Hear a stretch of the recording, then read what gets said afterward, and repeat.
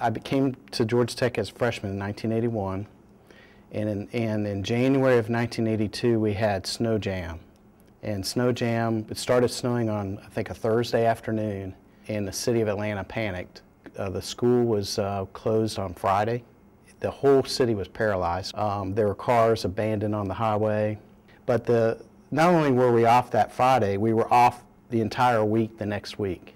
We were sliding down the 3rd Street Hill from the library down, and then in back of the library, you know, going over there and just sliding down, just having snowball fights and all kinds of fun. So that started off the winter, you know, in a fun way. My most memorable experience at Georgia Tech is definitely the experience at the Student Center. For me, the Student Center was like a one-stop shop for everything, from playing pool and de-stressing over that, and studying on the 2nd floor between the computer lab and then the quiet room, all the way to going up to the very top floor, which you kind of feel like you're in a little secret club because there's kind of a special dining hall for like buffets, and so going there, and so overall it was just such a great experience, studying and having all that aspects of a college environment all in one building. So I really enjoyed that. GT football, everybody go crazy, 'cause it's so amazing. I was actually recruited here and was on scholarship, so I was here quite a bit the fall of my senior year in high school, but the first and most vivid memory I have was Georgia Tech playing Alabama. And Joe Namath, who was their infamous All-American quarterback, had been injured and did not start the game, and we were actually leading 7-0 midway through the 2nd quarter, when all of a sudden there was a miraculous healing and Joe Namath appeared in the game, and we quickly went down 14-7 at halftime and proceeded to lose the game. But an exciting game and a bit of history for Georgia Tech. Okay. Well, my first home football game actually happened long before I ever came to Georgia Tech. So my dad and grandfather are both Tech alum, and so I used to come to football games with them a lot when I was little. I don't know that I remember those experiences, but I do vividly remember when I was in high school coming up to games with my father. And funny story, actually, the first game I can remember, we actually were sitting out there, and Luke Schincher, who played basketball here quite some time ago, he stands at about 7'2" or something, a very, very large individual. And he was standing out there, and I was sitting at a table, and I saw him out of the corner of my eye, and I thought, my gosh, why is that individual standing on the table? It's really rude. And then, of course, I looked over, and he was really just that tall. But that was one of the first games I remember. Got my things packed up and I'm ready to go. Can't wait to move in. Let's hit the road. Towers was built like in the 1940s, and we had a lot of fun there. We had great participation amongst the residents in the intramural program. We actually won the flag football championship my freshman year. It was a good experience. Towers back then, and I don't know what it is now, but everybody kept their door open because there's no air conditioning, and you wanted as much air to go in as possible. And you got to know your neighbors. So if it's one advice to freshmen, and keep your door open, get to know your neighbors, and have them come in your room, go over to their room, and you get to meet a lot of interesting other students. In the context of the dorms today, it's really memorable. My dorm is still here. I lived in Harris 205. I've never forgotten the room number. The dorms back then were not air conditioned. We had metal bunk beds, study tables. Everybody, a standard piece of equipment was a box window fan, because that's how you cool the room down when it was warm.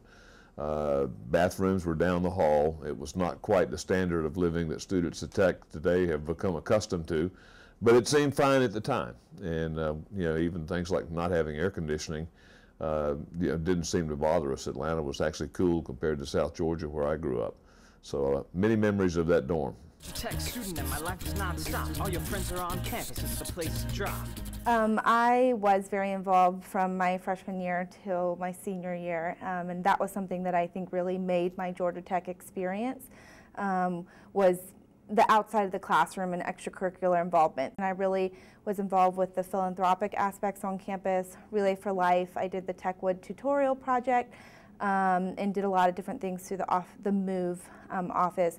I also was a facet leader after my freshman year, and that experience actually motivated me to be a member of the facet cabinet 2 years in a row, and it actually kind of led me to my career. My experiences in orientation really allowed me to see what I wanted to do with my life and continue to work with students.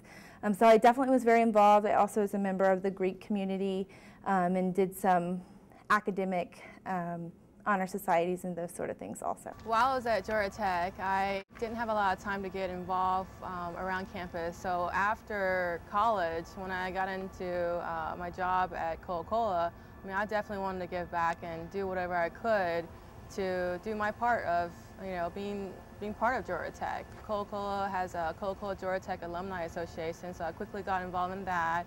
And as the vice president and young alumni chair. And for example, for the last 2 years, we raised for scholarship $24,000. So, and through our golf tournament that we host every year. So I'm very proud of that, and I just want to look for other opportunities to give back, because now I have more time and more resources at my hands. Oh, well, we made V-runs. We call them, I don't know if you guys call them V-runs now or not, but we generally went after midnight, so we had dinner at 6, and by the time midnight rolled around, or 11:30 or whatever, all of us were hungry, and we'd walk over to the varsity because that was the only place that was open, and we'd eat over there at midnight. And of course, we lived in Towers, so walking to the varsity is just, right across the bridge. So we made a lot of visits to the varsity. It was juniors for lunch and dinner, and then or cook in your room, and then a V run at 11:30, because it was inexpensive food, and it tasted good. It's probably bad for you, but tasted good. So the varsity is a big family tradition in my household. My dad and my grandfather are tech grads, and so anytime anyone in my family comes to Atlanta, just in general, we go and get the varsity. So normally what would happen is my dad, he lived in Pensacola while I was here at school, and every time he would come up for the games, he would drive by the varsity, pick up just, sacks full of hot dogs and coleslaw and Frosty-O's and everything, and bring them to my house, and we would all almost just have a picnic out on my balcony. But that is definitely a staple in my experience at football games. Struggle with some classes you'll have to take in college. You can join a study group to help you build your knowledge. I tell freshmen, keep up with your schoolwork, and if you make a bad grade, don't be discouraged. Just pick yourself back up. You're bound to make a bad grade or have struggles at some point in time, but pick yourself back up and overcome that. Just never give up, because tech has a way of being, not only does it challenge you, it sometimes has a way of kind of beating you down a little bit. And so don't let that happen to you. Just pick yourself back up, continue your studies, and just keep working hard, and it'll pay off. Rounding off to getting a true college experience is really exploring out to Atlanta, to a different nightlife, and with your friends, and trying different places. So, that's definitely something I really enjoy, coming into a bigger city like Atlanta. My greatest advice would be to get involved at Georgia Tech and jump right in and make a lot of connections and network.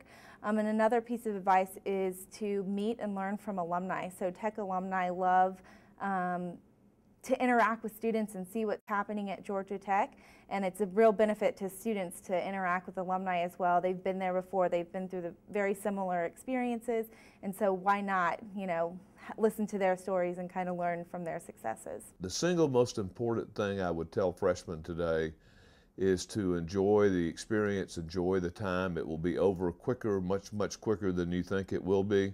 You'll get caught up in the day-to-day pressures of class and assignments and tests and worrying about grades, but you'll get through all of that and just have fun and live in the day and enjoy it and have a great experience at Georgia Tech, because you only go down once. I think my favorite tech tradition is homecoming. The fraternities and the sororities and even the residence halls, they put out floats. It's a festive atmosphere. The Ramblin' Wreck parade, the tricycle race, our Mini 500. All of those kinds of activities are just so much fun. So that homecoming, I think, is my favorite tech tradition. You know, there's two things I think that stick in my mind. I mean, three, the symbolism of the Tech Tower is there, but the two things to me that will always be part of Georgia Tech are the Ramblin' Wreck and the Ramblin' Wreck song, the fight song, which stirs everybody up a little bit when they hear that, and whether it's in the stadium or somewhere else. And I think those are kind of endearing traditions that stick with most people at Tech. I think my favorite tech tradition, or the thing that I get most excited about, is just the history and the legend of George P. Burdell. When I was a tour guide here at Georgia Tech, that was my favorite story to tell people. It really is intriguing and extraordinarily unique to Georgia Tech. My favorite tech tradition is actually going to Junior's Grill, which recently closed down, but it was just such a great place to go because of Tommy's uplifting spirit when you get in there, the delicious chicken tenders, and after college I actually continue to go back. So sometimes it's the people that make a tradition at Tech.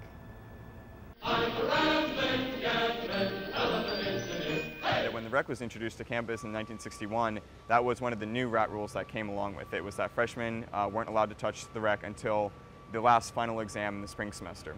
And so even though we don't enforce any of the other rat rules as rec club, we still try to enforce the one where freshmen can't touch the rec. It's not very destructive toward anybody, and we feel that it kind of makes it a lot more special when the rising sophomores get to see it in the fall. So the steps to filling out the rat cap, I have to go back in my memory. On the brim of the hat clearly had to be the word rat, had to be your name, your major, your proposed graduation year, and your hometown. And then around the outside of the cap, around from the Georgia Tech, you were to fill out all of the Tech's football scores. And probably the most important thing about the rat cap is the back of it had to say "to hell with Georgia." And the tradition, as I recall it at the time, was that if we beat Georgia, you could take the rat cap off, didn't have to wear it for the end of the quarter, which lasted well into December. If we lost to Georgia, you had to wear the rat hat through the rest of fall quarter. Mine still looks a little shabby, but it's still here. Still proud to have it. Going up Freshman Hill is definitely an experience because you never know how much out of shape that you were until you start, and then halfway through carrying all those books, because you know you got to be prepared to have all the books with you. By the time you get to the top, it's certainly a memorable experience. I think in part because I was a legacy student, the traditions were really important to me, and so I did as many as I could. So there certainly was hiking up Freshman Hill. I went and watched the freshman cake race as a first-year student. I've seen the Mini 500 on multiple occasions. You know, paid my respects to Sideways' grave, and I've sat down and had a conversation with the Dean Griffin statue. I do think that all those traditions at Georgia Tech are really valuable, and that students should, in their time here, go through and do all of those things that are the unique institutions to Georgia Tech.